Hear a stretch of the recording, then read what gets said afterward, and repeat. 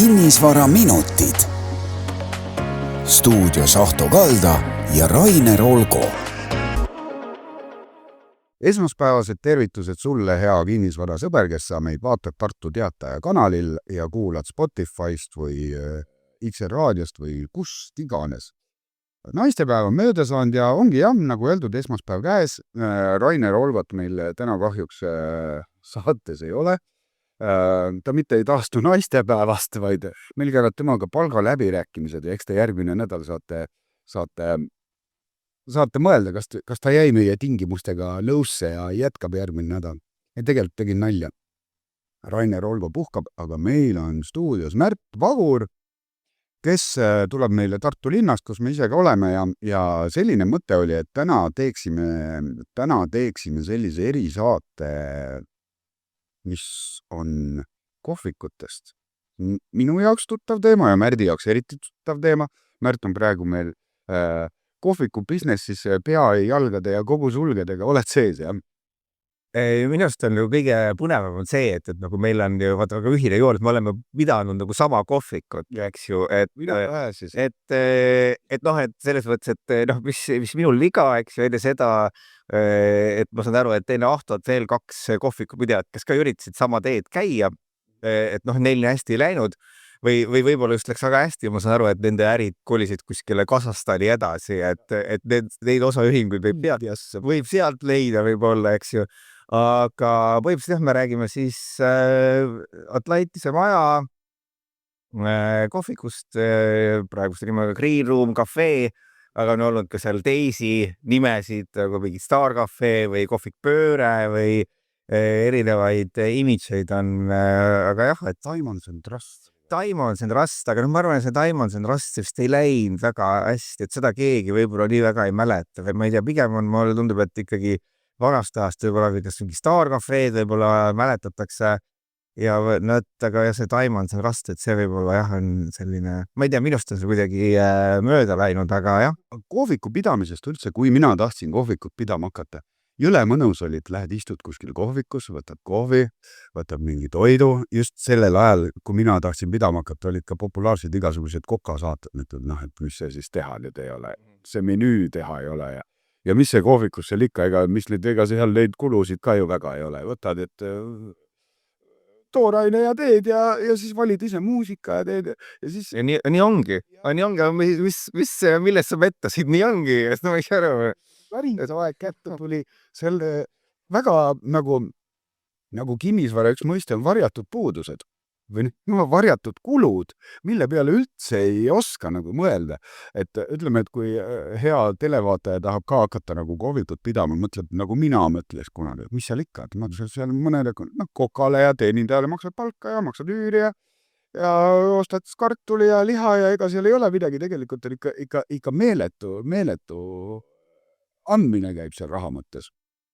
Et selles mõttes meie jaoks oli see võib-olla natuke nagu teistmoodi, et meie selle taga ei olnud nagu suurt unistust, eks ju, nagu sul oli, ma saan aru, suur unistus, eks ju, et see on nagu, et meil on nagu see, et kuna me ise opereerime nagu kogu maja ja me ennem nagu andsime seda kohvikut nagu allrendile, et ühel päeval oli siis aeg käes, et keegi teine seda enam rentida ei soovinud, et meile nagu kukkus see sülle, et toodi nagu laps ukse taha, et mis ma nüüd teen, et kas ma teen näo, et teda ei ole seal, eks ju, et selles mõttes see oli nagu meie jaoks ei olnud nagu pigem nagu unistus, see oli nagu see, et hakkame tegema midagi, millest me ei ole kunagi unistanud, millest meil nagu puuduvad teadmised, veel nagu mingi algne nägemus, eks ju, selles mõttes muidugi oli nagu positiivne, et ta oli suhteliselt ikkagi heas seisus tänu eelmisele omanikule, eks ju, et see $4 miljonit, mis sa sinna investeerisid, oli asja ette läinud,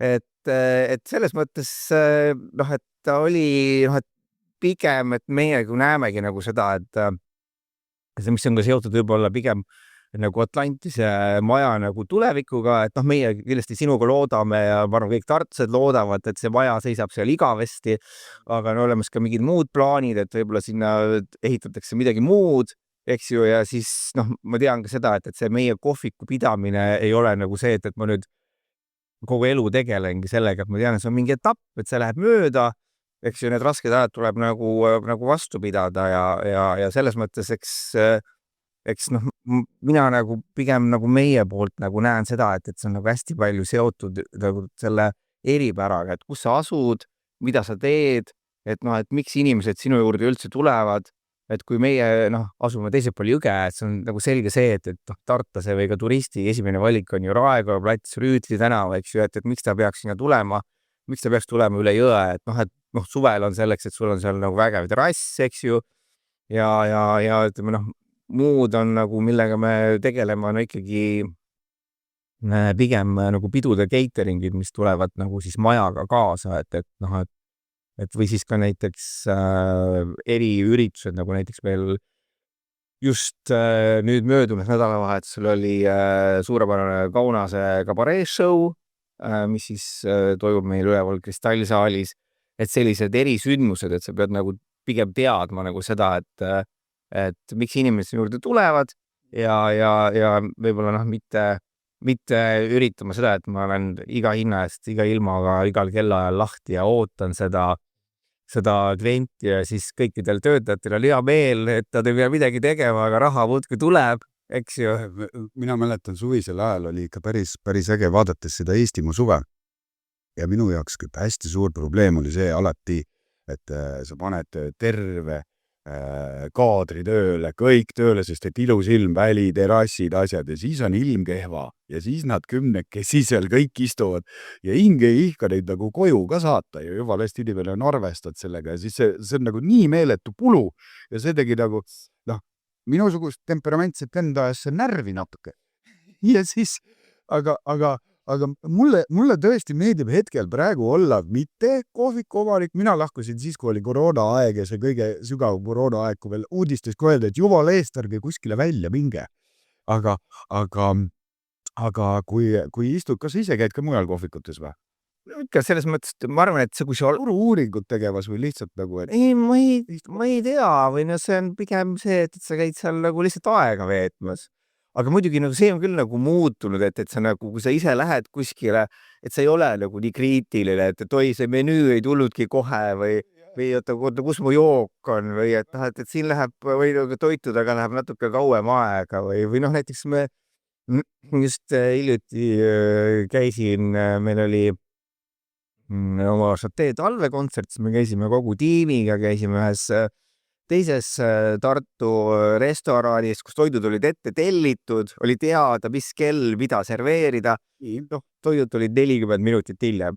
Aga no kuna ise oled kohviku pidaja, siis sa saad aru, eks ju, et tõenäoliselt, et noh, et põhjused olid kuskil seal, eks ju, noh, ja sa laiutasid küll natukene käsi, aga sa oled väga nagu mõistel selles suhtes või kui sa tead, et sul suvekohvikus on mingi noor algaja nagu teenindaja, et noh, sa saad aru, et sinu kohvikus on samasugused, et noh, et noh, ma arvan, et pigem nagu, et võib-olla see ongi nagu üks selline suurem kitsaskoht, et võib-olla millega tuleks alati nagu arvestada, see on see, et ütleme, üle 30-aastased inimesed ei soovi töötada sellistes kohtades, sest seal tuleb olla tööl nädalavahetusel, võib-olla õhtuti. Õigel ajal olema kohe. No, et sa pigem soovid ikkagi istuda mõnusasti kontoris, kohvimasinaga lähedal, esmaspäevast reedeni, 9-5, noh, et ja siis see inimene, kes on seal kohvikus nõus töötama, tooma sulle selle salati ja joogi, eks ju, et tema ongi nagu väheste kogemustega ja teda võib-olla kuskil mujal ei võetagi tööle. Et selles mõttes selline... Kas see peab paika, et kõik kokad on joodikud? See on nagu huvitav selles mõttes, et ma arvan, et kõik nagu ei ole, aga võib-olla neil on mingid faasid, aga ma arvan, et see nagu käib nagu kaasas selle loomingulise poolega. Rääkida väga näljaka loo, kuidas kui mina avasin kohvikut, ma sain ühe peakoka Helsingi kas Radissolist või kuskilt, tema otse tule. Ja siis ma kuulutasin ette, et homme jõuab meie peakokk ja ma läksin Tartu lennujaama järgi ja tegin isegi Facebooki laivi seal, kuidas ta hakkab tulema. Ja lennuk vaadas ja tegi nagu laivi, et meie peakokk saabub hästi tähtis otse Helsingist. Ja siis, kui ta hakkas sealt kõndima ja ta tuigerdas, siis ma panin ruttu selle laivi kinni. See oli väga põnev, aga jaa, ega kohvikus näiteks istudes praegu, kui sa ei oma kohvikut, siis on nagu täiesti mõnus seal, võtad kohvi ja oled ja naudid, aga kui sa omad kohvikut, siis sa juba hakkad vaatama, miks seal on see tolm, miks seal on seal taga, nurgas taga on mingi priikatüpp maas. Ja see niimoodi häirib ja niimoodi segab, et võt seda aega mina küll tagasi ei taha. Kas sind ka häirib või sa ikkagi mõtled, et see ei ole nii, et kõik peaks siin, ütleme, joone pealt sirge olema? Ma ei tea, ma arvan, see lõpuks on nagu see, et sa tead, et see ongi nagu selline pidev töö, et see ei ole see, et sa nüüd nagu võidad, et see nagu laste kasvatamine või et see ei ole see, et sa räägid ükskord selle jutu ära ja siis on nagu kõik korras. Et ta pigem see ongi selline protsess ja teeme jälle ja võtame jälle ja teeme jälle koosoleku ja teeme jälle koristuspäeva ja aga siis on nagu see, et noh, et kas sa räägid siis ilusti või karjud kohe vahepeal? ei, selles mõttes, kuna nagu meil on nagu, meie nagu kohvik nagu seisab selle peale, et meil on nagu 3 erinevat omanikku ehk siis nagu pereäri, et siis, kus on minu abikaasa Krõõt ja tema vend Kaspar, et siis noh, et ja meie nagu selles mõttes panustame nagu seal nagu söögi ja joogi eest, eks ju, et siis põhimõtteliselt, noh, kuna me oleme ka ise nagu vaata nagu koolist, et meil on sellised pehmed väärtused, et noh, minu abikaasa nagu tegeleb selle personali poolega, et ta põhimõtteliselt ikkagi räägib nagu lastega, eks ju, et selline toredas, et teeme nüüd selle asja nüüd korda ja vaatame, et seda nüüd enam ei juhtuks ja kõik kuulavad, eks ju. Minul oli kunagi pehme jõud. Seega korra vahel, minul oli päris äge, oli meie peakokk ja meie juhataja olid mõlemad kanged isiksused ja ei saanud omavahel hakkama. Suhteliselt tülised kogu aeg. Ja mina ei osanud muud lahendust leida, kui palkasin professionaalse psühholoog. Ei tea, kas sellist asja kohviku businessis on kunagi varem olnud. Ja ega kumbki osapoole ei uskunud, et ma kutsun ka psühholoogu. Ma ütlesin, kolmapäeval kell 4 on psühholoog. Ja siis nad käisid kordame seal, vist läks paremaks. See oleks. Ei no see on jah, vaata, see on nagu huvitav, et see on ka seda nagu olnud, sest et nagu täpselt, et kus need jõujooned nagu jooksevad, eks ju, et kes kamandab kohvikut ja kes kamandab kööki, et kumb see kangem on, et seda küll, et selles mõttes, et seal on, et noh, meil on ka nagu olnud selles mõttes see, et pigem, et siis, aga noh, kumbki nagu näeb, et teil on nagu oma tiim, et nagu juhataja kamandab teenindajaid ja peakokk kamandab siis köögitiimi. Keegi kellestki kõvend. Jah, et ma nagu, aga seal see kuidagi see joon läheb, et see on ka selles mõttes ka väga huvitav asi, et selles, mida näiteks ma ei teadnud, mina mõtlesin, et ongi nagu juhataja nagu juhatab vägesid, aga see nagu, aga nagu kokka, aga seda juhatajat, seal tuleb ikkagi nagu kokk juhatab ise, kõiki asju. Et selles mõttes jah, et see oli nagu selline väga, kindlasti väga huvitav nagu kohviku pidamise juures, mis minu jaoks oli nagu hästi nagu üllatav, et see on alati nagu see, et kõik nagu kokad on sellised suured isiksused nagu. Loomulikult. Räägime natukene kulu poolest ka, et tavainimene saaks rohkem aru, miks see päevakas ikkagi nii kallis on. Sa mõtled, et mis see kartul ja kapsas ikkagi maksab, aga kohvikul on tegelikult kulud, tegelikult on üürikulu, siis on kommunaalid suhteliselt suured, aga sul on, sa ka mõtled, et sul ka kõik nagu pliidid kõik töötavad, külmingud kogu aeg surisevad, palju elektrit läheb, jah. Siis on kõik need tegelikult kohvikusi koristusvahendid, kõik need peavad olema täpselt spetsiaalsed, et sa veerit igal pool ei kasuta. Et need on see dokumentatsioon, see kõik maksab. Mis seal veel on? No näiteks hästi suurelt peavad panustama kahjuritõrjesse, mis on ka mingi sadu eurosid, selles mõttes, et sellega peab nagu pidevalt nagu tegelema.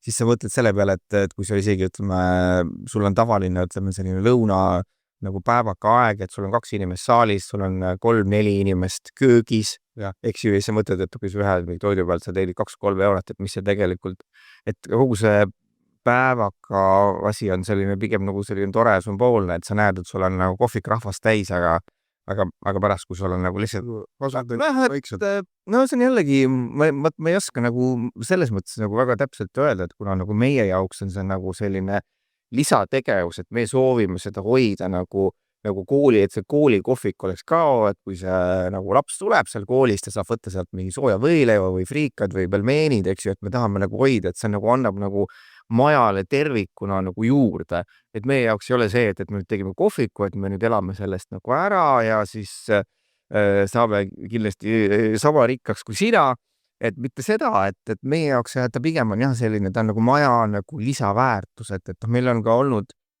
tõesti ausalt selliseid nagu mõtteid, eks ju, et kuna tantsukool aina kasvab, et me teeme sinna nagu, et noh, kui see asi ikkagi lõppude lõpuks nagu muutub äärmiselt kahjulikuks, et me teeme siin ühe nagu stuudio juurde ja lihtsalt saab rohkem lapsi tulla tantsima, eks ju, et noh, et see on selles mõttes tore ruum ja valgus heli sees, paneme peeglid ka ja let's go. Aga praegu jah, põhimõtteliselt on ikkagi ta nagu selline, kus me nagu leiame nagu seda motivatsiooni nagu seda edasi teha ja noh, eks ma ei tea.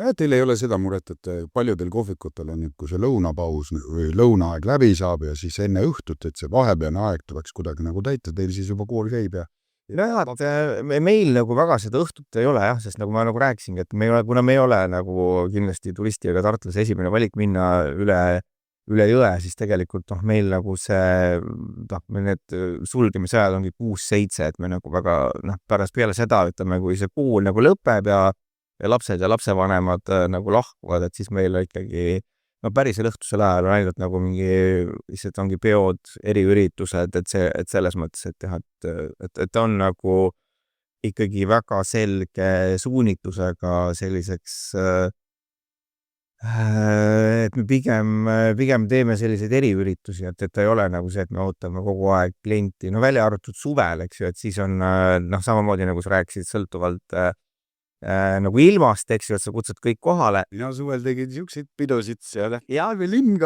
terve linn kajas ja siiamaani ma arvan, et Fortuna tänava inimesed on traumeeritud sellest, eks ju. Aga on mida jagada. Ja mul on neid pilte ja videod alles, kuidas ikka mitu tuhat inimest tuli seal ääresel. Eesti rahvalaulud kõlasid ja kõigil olid näpud püsti ja kokteilid käes. Aga jah, nii see oli, aga ma arvan, et kahjuks on nüüd need ajad võib-olla. Ma ei tea, kas need tulevad tagasi, aga võib ju suvel uuesti proovida, eks ju. Et teeme mingi jaanitule või ma ei tea. Täpselt. Aga jah, pealtvaatajatele ütleme siis paar sellist lõpuasja ka mingi, ütleme 3 asja kohviku kohta. No esimene, ära tee. 3 asja kohviku kohta on nagu see, et sulle peab nagu endale see väga-väga meeldile. Väga meeldib. See kui ja kõige tähtsam on see, et sa oled kogu aeg kohal. Ise pead kohal. See on ka see, mida selles mõttes, mida meie juba teine asi ise jah, mida meie teeme suvistel nädalavahetustel, see ongi see, et me oleme ise omanikud on seal, et mul abikaasa juhatab inimesi lauda, mina mängin muusikat ja siis ühesõnaga, et sa oled ise kohal kogu aeg, kui vähegi ilm lubab ja kui kohvik on lahti, et sa oled ise kohal, on väga tähtis. Ja kolmas asi võiks olla ikkagi, et need varjatud kulusid on nii palju, et ärge mõelge, et see päevakas 7.50, palju on praegu, 7.50. Et vist isegi, ma ei tea, meil on vist mingi 6.90 võib-olla. Et see on igati pidi õigustatud, et ei ole seal, see ei ole kasumi teeni, jah. Päevakas ei ole kasumi teenimise koht. Et ma arvan, et kõik, kes võib-olla nagu jälginud ka seda, et nad teavad, et pigem Tartus pannakse kohvikud kinni, et ka neid kohvikud, mis on mingi aastakümneid nagu tegutsenud ja et ega et selles mõttes, et see on jah, puhtalt nagu ma arvan, fanatismi pealt saab seda asja nagu teha, et kui sul tõesti endale väga meeldib ja või sul on nagu sellised asjad. Jah, kohta leida ei ole nagu selles mõttes raske, et kui sa tahad õhtul välja minna, et sa oled kindel, et kuskil nende lauda ja et kuskil ikka leitakse. Eriti nendes kohtades, kus peremehed on kohal. Peremehed ise leiab sulle see koha, toob kas või tagant laua juurde. Ta küll. Aga nii on. Aga jaa, aitäh, Märt, tulemast. Tänud kutsumast. Lähme edasi, me oleme nüüd kohvikusse. Jah. Mina naudin seda vabadust. Ja võtame päevakad. Ja tulge ka päevakat sööma koos meiega ja ilusat nädal algust kõigile ja järgmine nädal vaatame, kas Rainer tuled. Tegelikult tuled, ta on purstud. Näeme, head päeva. Kinnisvara minutid. Stuudios Ahto Kalda ja Rainer Olgo.